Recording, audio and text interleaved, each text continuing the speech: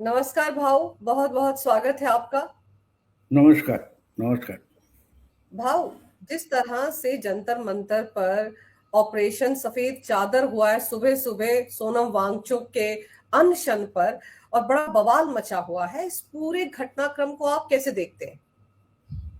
पहली बात तो मैं इसको बवाल नहीं मानता, क्योंकि ये एक क्या होता है, बिल में कुछ गड़बड़ होती है तो चूहा बोलता है बहुत कुछ भूकंप वगैरह हो गया। बाहर की दुनिया को पता नहीं है कि ये क्या चिल्ला रहा है, उसकी आवाज तक बाहर नहीं आती। ये आंदोलन सिर्फ उनके लिए था, मीडिया तक नहीं था। अन्ना का आंदोलन कम से कम मीडिया में था। ये मीडिया को भी नहीं लगा, इसकी औकात नहीं कि हम दिखाए, क्योंकि हमारी टीआरपी गिर जाएगी।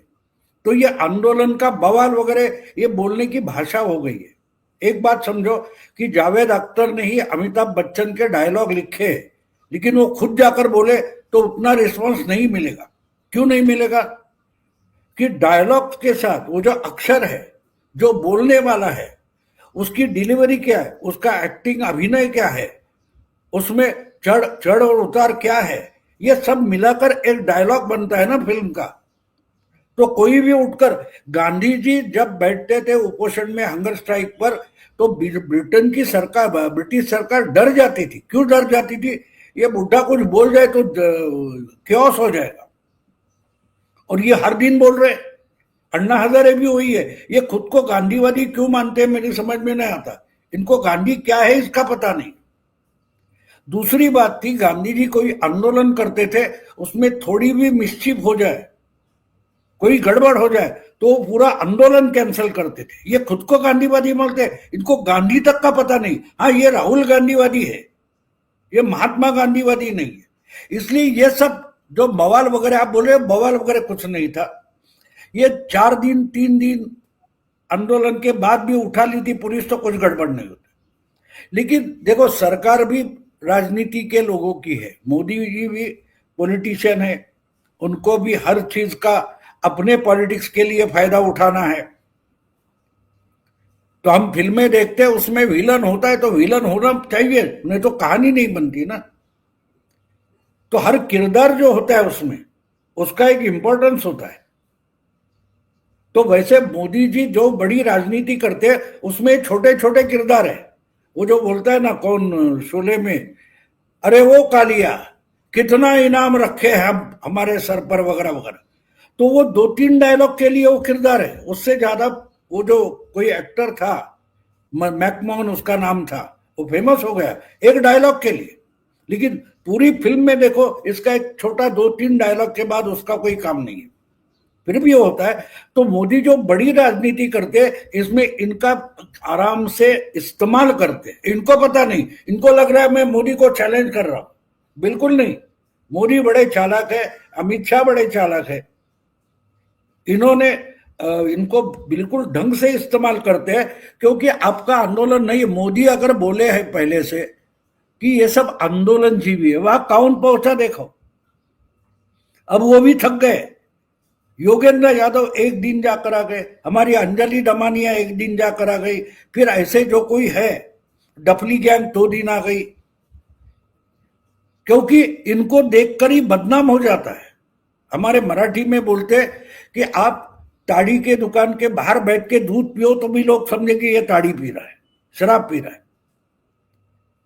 तो ऐसे बदनाम लोग अगर वहां पहुंच गए, तो आपका आंदोलन पहले दिन से फंसा था। और वो खुद बोल रहा है, अरे ठूस ठूस के खा रहे हो, मैं खाली पेट बैठा हूं, एक दिन तो मेरे लिए करो तुम।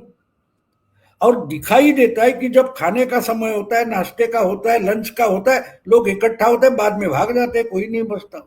इसको आंदोलन बोलते हैं। पहली बात यह है कि इनको आंदोलन का मतलब नहीं, रोमिला थापर को पता नहीं है। वो बीच में उनका एक मैंने वीडियो देखा 8-10 महीने पहले, उनका कहीं जेएनयू में भाषण था। उन्हें बोला, मैं समझ में नहीं आ रहा है कि लोग आजकल आंदोलन नहीं करते। आंदोलन क्यों करते? थियरी के लिए नहीं। आंदोलन जो होता है, आंदोलन के लिए हजारों हजारों लोग रास्ते पर आ जाते हैं, उसका कोई कारण होता है, और वो कारण उनके जिंदगी से जुड़ा हुआ होता है। आप धर्मेंद्र प्रधान का इस्तीफा मांग रहे हैं। नीट का पेपर लीक हो गया, नीट के कितने बच्चे थे वहां, कितने बच्चे थे? एक दो पहले 2 दिन दिखाई दे, बाद में कोई भी नहीं, क्योंकि उनकी परीक्षा थी, उनको अभ्यास करना था, अध्ययन करना था। वो नीट की परीक्षा दोबारा कुछ हो गई, उसका रिजल्ट भी आ गया और ये चला रहा है आंदोलन, उसका कोई मतलब नहीं होता। इनमें से किसी ने ऐसे हंगर स्ट्राइक के आंदोलन से क्या क्या हुआ है ये आज तक देखा नहीं है, समझा भी नहीं। मुझे एक बात बताओ, मैंने आज सुबह मराठी में उसका वीडियो डाला है कि इनमें से किसी ने चन्नू शर्मिली का नाम सुना है? चानू शर्मिली, जो मणिपुर में 16 साल उपोषण कर रही थी, 16 साल, 2000 से लेकर 2016 तक। उसका परिणाम क्या निकला मालूम है आपको? भूल गए। हमारा बड़ा ज्ञानी जो मीडिया है उसमें बैठे बड़े बड़े पॉलिटिकल पंडित है, उनको किसी को भी चानू शर्मिला का नाम तक याद नहीं आ रहा है। वो भी अस्पताल में उसको एडमिट करके सलाइन पर रखा था, ऑक्सीजन की पाइप उसके नाक में डाला था, 16 साल। क्यों? वो जो स्पेशल आर्मी एक्ट था नॉर्थ ईस्ट के लिए वो कैंसिल करो, 16 साल। और उसके बाद 2017 में वो पॉलिटिक्स में उतरी, चुनाव लड़ाया, चुनाव में कितने वोट मिले मालूम है? चानू शर्मिला जो 16 साल उपोषण किया उसको कितने वोट मिले थे मालूम है? 90 वोट मिले थे। तो मोदी जब आंदोलनजीवी बोलते हैं उसका मतलब समझो। आंदोलनजीवी का मतलब खटमल होता है, मच्छर होता है जो आपको परेशान करता है, उससे ज्यादा कुछ नहीं कर सकता, उससे ज्यादा। तो ये आंदोलन करते हैं, उनको मालूम नहीं, उनको लगता है नकल कर रहे हैं। अरे गांव गली में आप हजारों शाहरुख खान, सलमान खान मिलते हैं, क्या होता है उनका? क्रिकेट के कोचिंग चलती है, क्रिकेट के कोचिंग में सैकड़ों बच्चे आते हैं, कितने उसमें से वैभव सूर्यवंशी होते हैं, सचिन तेंदुलकर होते हैं? क्यों नहीं होते? उसमें वो जो पूरी ताकत लगाकर मेहनत करनी पड़ती है उसकी तो आपको तैयारी नहीं है। तो ये एक दिखावा था, और अन्ना का आंदोलन भी दिखावा था। उसमें मीडिया ने उसको ढंग से उठाया था कि उसके दबाव में उस वक्त की दुबली सरकार आ गई थी। मोदी सरकार दुर्बल नहीं है, कमजोर नहीं है, उनको मालूम है वो क्या करना चाहते हैं, क्या करेंगे, उस पर क्या कौन अड़ंगा लगाएगा, कौन सी तकलीफ होगी, ये सब उनको मालूम है। इनको मालूम नहीं आंदोलन किस लिए है, ये आंदोलन कहाँ तक लेके जाना है। हमारे मुंबई में ये अभी अभी जो जरांगे पाटिल का मराठा रिजर्वेशन के लिए हुआ, तब मैं शुरुआती से बोला था कि भाई मुंबई मिल वर्कर्स का जो स्ट्राइक था वैसा मत होने दो,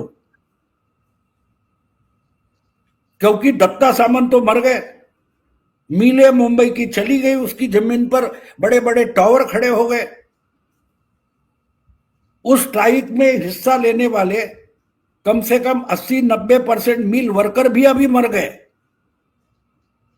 लेकिन अभी भी स्ट्राइक जारी है, क्योंकि वो किसने पीछे ही नहीं लिया। शुरू हुआ था, वापस तो लिया नहीं, मिले नहीं रही, वर्कर नहीं रहे, नेता नहीं रहे, वर्क चालू है। तो ये भी चालू रहेगा, सालों चालू रहेगा।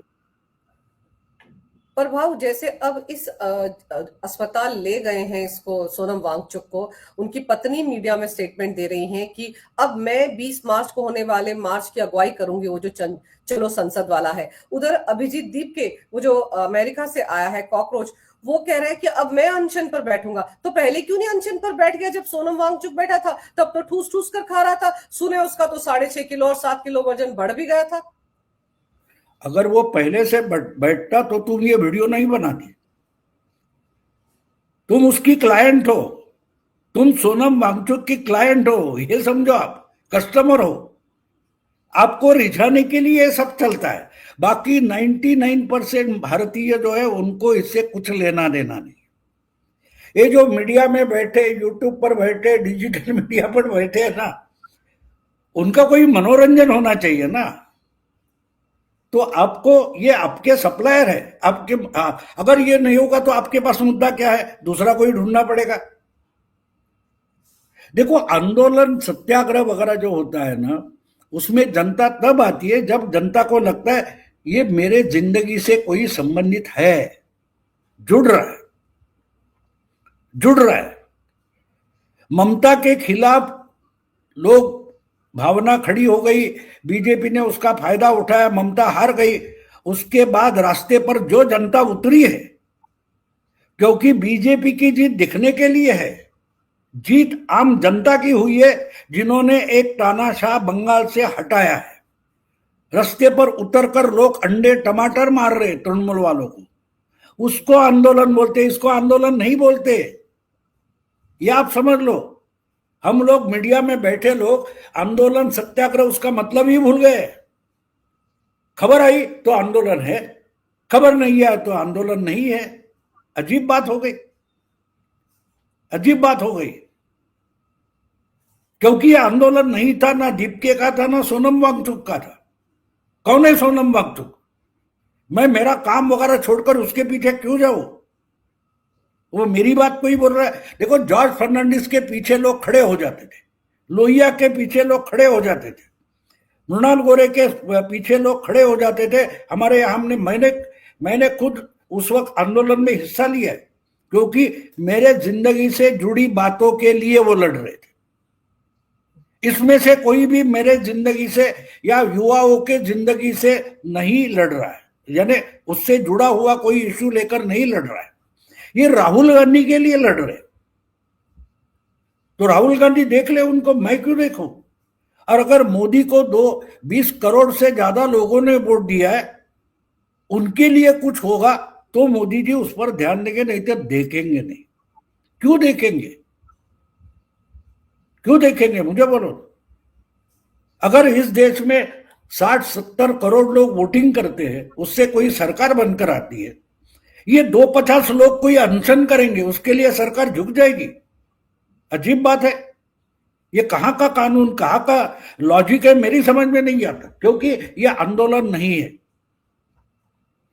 गांधी जी जब ये नमक का सत्याग्रह करने के लिए दांडी यात्रा के लिए निकले, 100-150 लोग उनके साथ थे, लेकिन दांडी पहुंच गए तब लाखों में थे। क्योंकि नमक, जो गरीब रोटी के साथ नमक लेकर खाता है, सब्जी नहीं तो नहीं, तो उसके जिंदगी से जुड़ा हुआ सवाल था, टाटा नमक से जुड़ा हुआ सवाल नहीं था।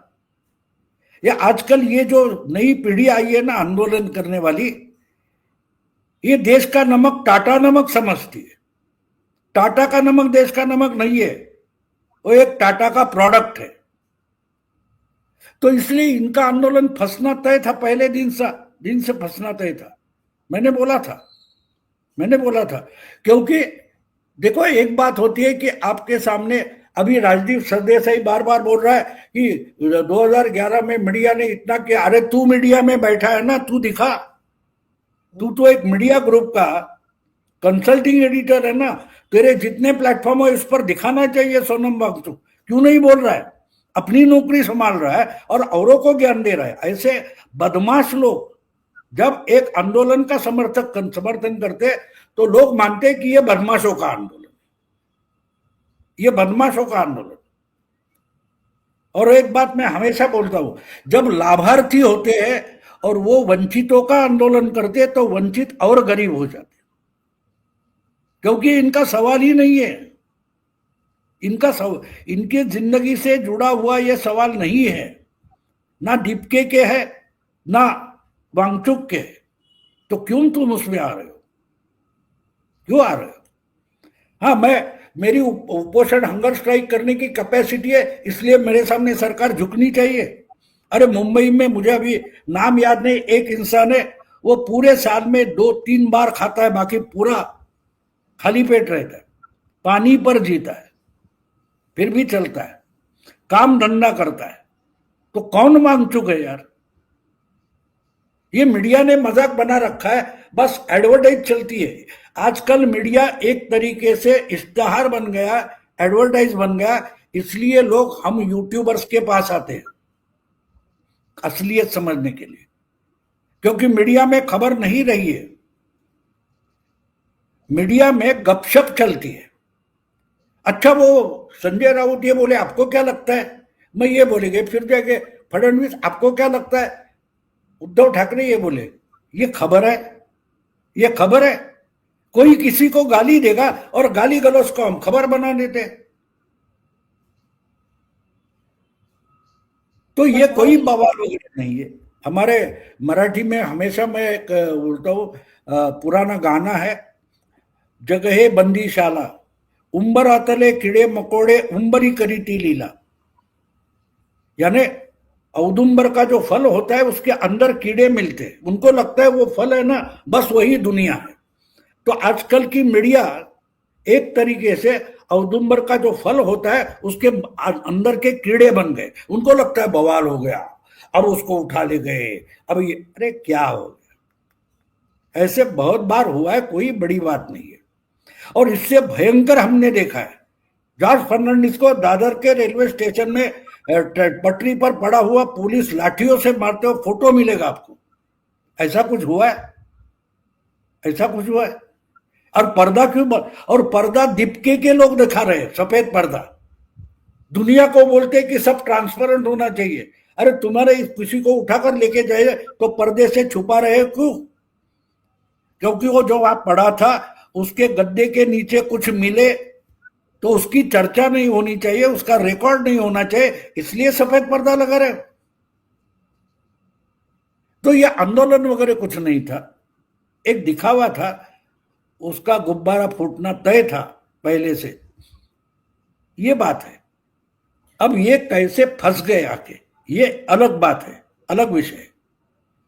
लेकिन ये खुद फंस गए, अपने पैरों से चलकर एक षड्यंत्र में आकर फंस गए, ये भी समझना जरूरी है। भाव षड्यंत्र में फंस गए हैं, और 20 मार्च को जो ये संसद की तरफ मार्च कर रहे हैं, और अब तो कौन कौन नहीं आया भाव यहाँ पर, योगेंद्र यादव से लेकर केजरीवाल से लेकर जितने, वो राकेश टिकैत तक परसों आकर बोल गए कि हम तो ट्रैक्टर लेकर तैयार हैं, हम तो संसद पर ट्रैक्टर लेकर जाएंगे। तो बचा कहां? और फिर अब जो दीप के, आप सोचिए, पहले धर्मेंद्र प्रधान के इस्तीफे की मांग करता, अब बताइए ये कॉकरोच मांग करे पीएम मोदी इस्तीफा देंगे। भाव इनको हो क्या गया है, ये इतने बौखलाए बौराए क्यों घूम रहे हैं? कहीं से फंडिंग आ रही है कि तुम मोदी सरकार के खिलाफ इस तरह का प्रोपेगेंडा चलाते रहो ताकि वर्ल्ड में जो दुनिया भर का मीडिया वो दिखाता रहे? नहीं नहीं, इसी के लिए करते हैं ना, वो इसी के लिए करते हैं, उससे कुछ ज्यादा नहीं होगा। और ये भूल जाते हैं कि मोदी कहां से आया है। मोदी आसमान से तो नहीं टपका है, मोदी खुद 30 साल की आंदोलन जी कर आया है, आंदोलन की तकलीफें उसने सुनी है, सही है, तो वो वहां से आया है। मैं बार बार एक बात बोलता हूं, हमारे मराठी में कहावत है, मेलेल कोंबड़ा आगीला भीत नहीं, मरा हुआ मुर्गा तंदूर से डरता नहीं है। तो मोदी शाह ये मरे हुए मुर्गे है, ये आपके तंदूर से नहीं डरेंगे, वो ज्वालामुखी से निकल कर बाहर है। तुम ज्वालामुखी के 2 किलोमीटर नजदीक नहीं जा सकते, ऐसे लोग किसको डरा रहे? जो ज्वालामुखी से निकल कर आया, ये नहीं डरेंगे आप। उनको मालूम है अगर 20 करोड़ से ज्यादा वोटर उनके पीछे है, तुम्हारे पास 2000 वोटर नहीं है, 2000 वोटर नहीं है, क्या करोगे?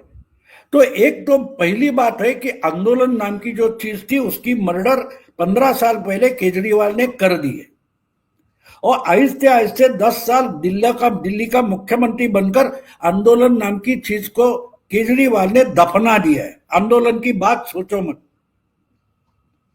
आंदोलन कब निकलता है? जब पेट में आग होती है।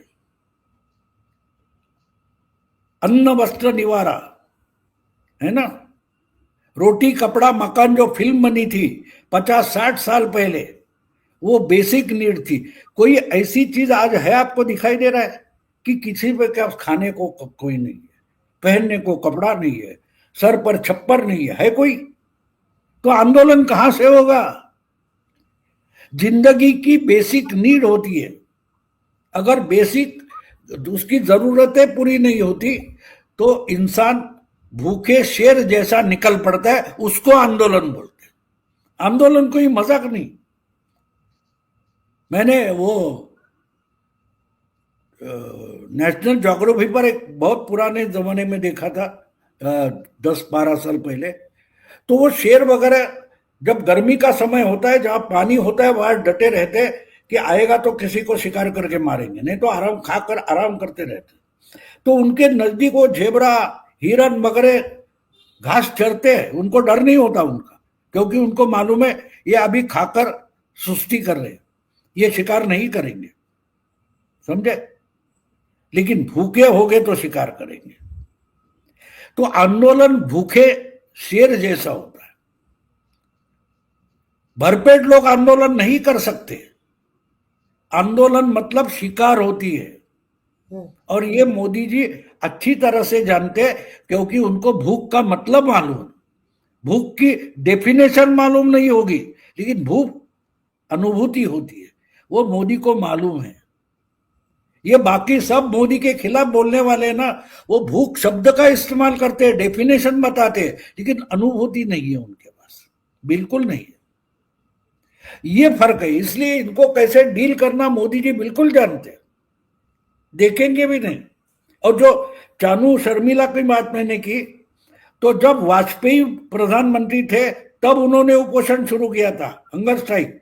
2004 से 2014 तक यूपीए की सरकार थी, फिर 2 साल अगले मोदी की सरकार थी। ये तीनों सरकारों ने चानू शर्मिला के आंदोलन को कोई रिस्पांस नहीं दिया। अस्पताल में डाल दिया, नाक में नली डाल दी, सलाइन लगा दिया। क्या हुआ आगे? कुछ नहीं हुआ। तो इसका क्या होगा? क्योंकि आप उसके लिए सीरियस नहीं हो, ऑनेस्ट नहीं हो, ईमानदार नहीं हो, आपकी नीयत साफ नहीं है। और उससे भी बड़ी अगर कोई बदमाशी है तो इनको मैक्से अवार्ड मिला है। ये सबसे बड़ा फ्रॉड है। मैक्से से अवार्ड वगैरह है ना, वो इसलिए दिया जाता है जब मुझे कोई पॉलिटिकली, वेस्टर्न साइड जो है उनको पॉलिटिकली ये करना है। वो कोई बच्ची थी ना, कोई मलाला, वो इनकी भाषा बोलने लगी, उसको नोबेल दे दिया। अरे 20 साल की बच्ची ने उसको नोबेल दे, तो उसने क्या किया है? एक बम फटा स्कूल बस में, उसमें से बच गई थी बस। तो हमारे अब इंडिया में ऐसे 200 नहीं 2000 लोग मिलेंगे जिनको नोबेल देना पड़ेगा, लेकिन उसको अपनी भाषा बोलने के लिए नोबेल दिया गया। तो यह सिर्फ दिखावा चलता है, थोड़ी देर के लिए चलता है, बाद में लोग भूल जाते हैं। और आज हमारे देश के लोग बड़े सयाने हो चुके, मैच्योर हो चुके, उनको पता है कि बहुत सारे लोग तो यह जानते हैं, मीडिया में आया इसका मतलब ही झूठ है। ये आजकल लोग, मुझे एक मैंने उसको मेरा हिंदी में वीडियो बनाया, डालूंगा बाद में। एक टैक्सी ड्राइवर 2 दिन पहले मुझे मिला, मैं दादर जा रहा था, तो मुझे आदत है रिक्शा वाले से, सब्जी किसी से भी बात करता हूं, तो वो ज्यादा लोग बोलते नहीं। अगर देखते आपको लगता है ये कोई ज्ञानी है तो आपसे बात ज्यादा नहीं करेंगे, कम से कम शब्दों में बोलते।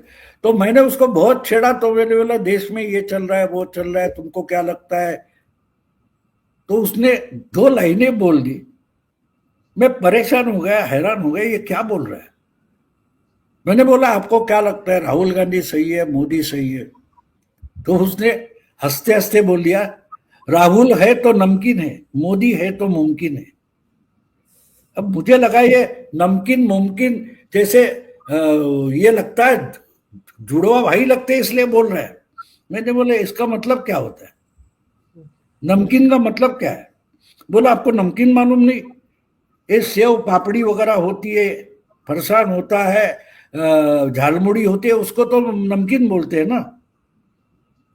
इसलिए मैंने बोला राहुल है तो नमकीन है, मोदी है तो मुमकिन है। मैंने बोला नमकीन है इसका मतलब क्या है? तो उन्होंने मुझे जो समझाया है, वो गुरु बन गया है। वो टैक्सी वाला मेरा गुरु बन गया। आप लोगों को लगता है ना कि भाऊ बहुत पढ़ा लिखा है, 50 साल पत्र, नहीं नहीं नहीं, मैं उनका चोरी करता हूं, उधारी लेता हूं। वो बोला नमकीन का मतलब चटपटा होता है, वो भोजन नहीं होता। रास्ते में आते जाते टाइम पास के लिए आप जो खाते हो उसको नमकीन बोलते हैं, उससे भोजन नहीं होता, घर में जाकर खाना पड़ता है। तो भोजन मुमकिन है और चटपटा नमकीन है। तो राहुल गांधी टाइम पास के लिए अच्छा है, लेकिन देश चलाने के लिए मोदी सही है। ये ज्ञान किस किस पॉलिटिकल पंडित के पास है, मुझे बोलो। मैं 2 दिन से उस पर सोच रहा था, ये क्या इंसान 2 लाइनों में बोल गया। राहुल है तो नमकीन है, मोदी है तो मुमकिन है। तो ये किसी एडिटोरियल में तुमने पढ़ा ये कंपैरिजन? मोदी और राहुल का ये कंपैरिजन पढ़ा है, लेकिन कितना पिन पॉइंटेड है।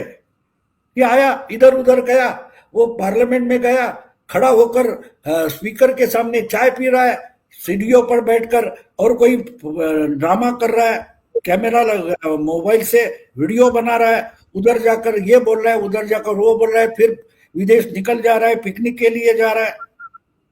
समझी नमकीन का मतलब? Time pass. Rahul Gandhi is a time pass politician. और भोजन का मतलब घर में जाना पड़ता है। घर का मतलब एस्टेब्लिशमेंट है। एस्टेब्लिशमेंट चलानी पड़ती है, गृहस्थी करनी पड़ती है, जिम्मेदारी उठानी पड़ती है। वो राहुल के बस की बात नहीं है। इसके लिए मोदी चाहिए। टाइम पास के लिए एक दिन फिल्म को जाएंगे, एक दिन कहीं होटल में खाएंगे, रास्ते पर झालमुड़ी खाएंगे, लेकिन घर तो वापस जाना पड़ता है। तो देश चलाना है तो मोदी के पास जाना पड़ेगा। ये उसने 2 लाइनों में मुझे समझाया। 200 किताब पढ़ के ज्ञान नहीं मिलता। हम कितने बुद्धू हैं ये मुझे उसने बताया। मैं उनको गुरु मानता हूं। मैं ऐसे लोगों को, आप लोगों को लगता है कि भाऊ बोड़िया बोलता है, ये चोरी का है, ये उधारी का है, मेरा नहीं है। वो उसका चिंतन है। जो बोलते नहीं, कम बोलते हैं, हम जिनको अनपढ़ मानते हैं ना, उनके पास बहुत चिंतन के लिए टाइम पास है, इंट्रोस्पेक्शन के लिए, हर चीज ढंग से समझते हैं। मैं जब मुंबई में बैठकर बंगाल के वीडियो देखकर, बंगाल के लोग देखकर 200 के ऊपर बीजेपी जाएगी, ममता हार जाएगी, ममता की सीटें 100 से कम हो जाएगी, बोलता हूं कहां से बोल रहा हूं? मैंने उनको चोरी किया है। हाँ, वो बोले नहीं है, लेकिन इनका चेहरा बोलता है, उनकी एक्शन बोलती है। तो मैंने वो पढ़ा, लेकिन दिमाग तो उनका था ना। जो आम बंगाली था उसका दिमाग था, उसकी सोच थी, वो मैंने चुरा कर आपको बताई। आपको लगता है भाऊ ज्ञानी है, भाऊ ज्ञानी नहीं है। और देश का जो ज्ञानी सामान्य जनता है ना, वो हमारी भाग्य विधाता है। उसको बिल्कुल पता है कि कौन से समय पर कौन सा मोहरा खेलना है, कौन सा प्यादा आगे करना है, कौन सा प्यादा मारना है। बिल्कुल सही कह रहे हैं आप भाऊ। जनता है, सब समझती है, और जो जंतर मंतर पर हो रहा था उसको भी जनता समझती है। मोदी सरकार ने उसको भाव इसीलिए दिया क्योंकि उनको पता था खुद ब खुद एक्सपोज हो जाएंगे, और एक्सपोज हो ही गए हैं। और जैसे आप कह रहे हैं कि गद्दे के नीचे कुछ सामान रखा हुआ था, उसको छुपाने के लिए वहां पर अभिजीत दीप के जैसे लोग चादरें लेकर खड़े हो गए हैं। तो भाव जैसे ये अनशन पर बैठते हैं, अचानक से ये स्टील के बर्तनों का इस्तेमाल क्यों शुरू कर देते हैं? उसमें ऐसा क्या पी रहे थे? और डॉक्टर तो भाव यहाँ तक कह रहे हैं कि 21 दिन तक कोई ऐसे कैसे अनशन पर रह सकता है जिस तरह से सोनम वांगचुक रहा है। तो बार बार जो टॉयलेट जाना था भाव, चादर में मुंह छिपाना था, कुछ ना कुछ तो खेल वहां पर हुआ है।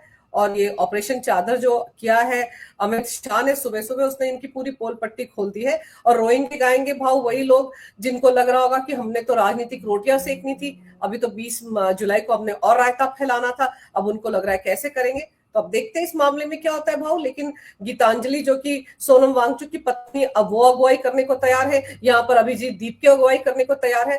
तो इनमें ही मुझे लग रहा है कि आने वाले समय में फूट पड़ जाएगी। और आप सही कह रहे हैं, आंदोलन वादोलन कुछ नहीं था, ऐसे बिना किसी प्लानिंग के आकर बैठ गए, क्योंकि इनका मकसद कुछ और था, मोदी सरकार को बदनाम करना इसके बहाने। भाव आपने समय निकाला, बहुत विस्तार से इस विषय पर बहुत अहम जानकारी मेरे दर्शकों को दी। आपका बहुत बहुत धन्यवाद। नमस्कार।